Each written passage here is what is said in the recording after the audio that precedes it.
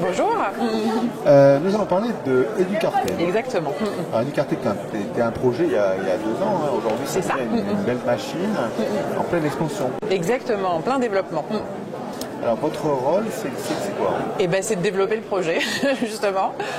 Donc, je m'occupe effectivement à la fois de tous les partenariats, du développement commercial auprès des établissements et des collectivités territoriales en France, aussi potentiellement à l'international, puisque pas mal de pays sont aussi intéressés, des pays francophones, pour acquérir la ressource pour leurs établissements, sachant que j'ai une homologue qui s'occupe de la même chose en Allemagne, puisque Arte oblige, on est un service qui fonctionne sur les 2 pays aujourd'hui. Ok, donc il y avait un fonds existant, et donc votre boulot, c'est aussi de développer ce fonds et de mettre à disposition des publications. Exactement. L'idée, en fait, c'est qu'Educarte, donc ça a été lancé en mars 2016, donc ça a juste 1 an et demi. Donc c'est une ressource qui offre à la fois un catalogue de vidéos. Aujourd'hui, on est plus à 800 vidéos. Donc c'est des documentaires, des magazines qui ont été diffusés sur Arte, qu'on sélectionne par rapport à leur adéquation au programme scolaire. Donc on couvre toutes les disciplines, niveau primaire, lycée.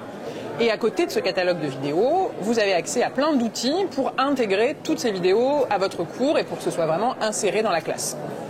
J'ai pu comprendre aussi qu'il y avait un axe de développement de langue. Hein. Oui.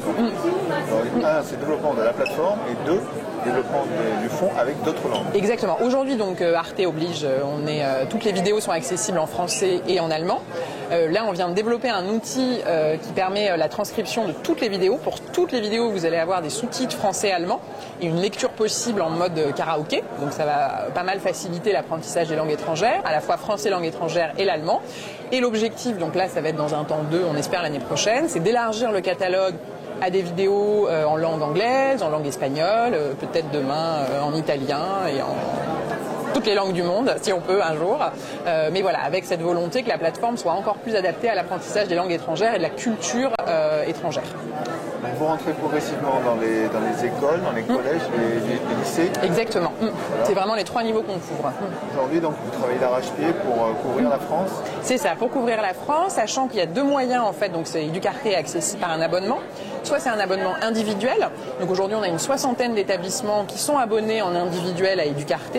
Soit c'est ce qu'on appelle un abonnement collectif. Donc c'est la collectivité, le département, la région ou le réseau d'écoles qui va s'abonner pour l'ensemble des établissements du territoire. Et on a un partenariat par exemple avec la Mission laïque française, donc il y a des écoles partout dans le monde, et donc Educarte est présent jusqu'au Turkménistan.